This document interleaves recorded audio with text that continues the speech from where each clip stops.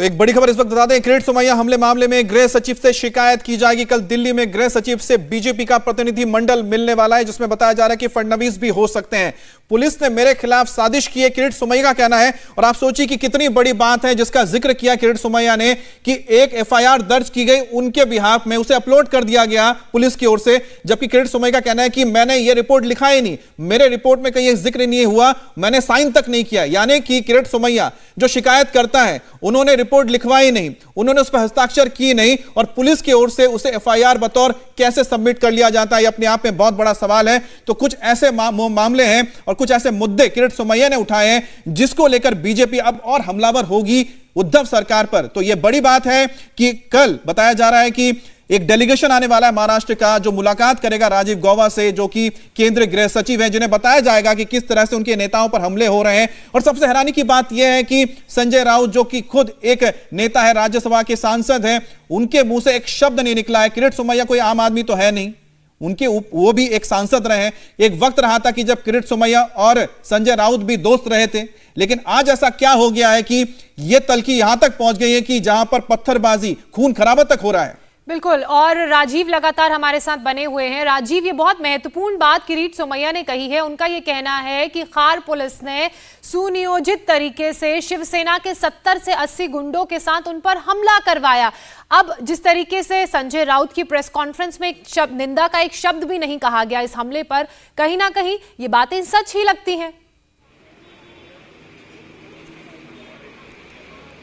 बिल्कुल, देखिए, क्योंकि 70-80 से ज्यादा की भीड़ थी, लेकिन जिन लोगों ने गाड़ी पर हमला किया वो लगभग 100 के करीब लोग थे। उसी बात को यहाँ पर किरीट सोमैया रख रहे थे कि 70-80 लोगों ने उनकी गाड़ी को रोकने की कोशिश की, पत्थर फेंके, जिसमें उन्हें चोट भी लगी। और सबसे अहम बात है कि जब आज संजय राउत प्रेस कॉन्फ्रेंस कर रहे थे, मीडिया से बात कर रहे थे, तो उन्होंने कहीं पर भी एक भी ऐसे शब्द का इस्तेमाल नहीं किया कि उन्हें कहीं ना कहीं इस बात को लेकर कोई तकलीफ है, कि उन्हें कि इस तरह की घटना नहीं होनी चाहिए थी, किसी नेता पर पथराव नहीं होना चाहिए, किसी के साथ मारपीट नहीं होना चाहिए, किसी गाड़ी को जबरन रोका नहीं जाना चाहिए, चाहे वो किरीट सोमैया की बात हो या फिर राणा दंपत्ति के घर पर हमले की बात हो। कहीं पर भी उन्होंने एक ऐसे शब्द का इस्तेमाल नहीं किया कि कोई गिल्टी फील हो रही हो कि कार्यकर्ताओं ने। बिल्कुल, कहीं पर कोई खेद तो है नहीं राजीव, ये तो अपने आप में बहुत हैरानी की बात है कि कोई खेद ही नहीं है। लेकिन साथ ही बताइए कि जो एफआईआर का जिक्र कर रहे हैं किरीट सोमैया, आखिरकार पुलिस बिना कंसेंट के, जो कि खुद भुक्तभोगी है पीड़ित से, वो कैसे एफआईआर दर्ज कर सकती है?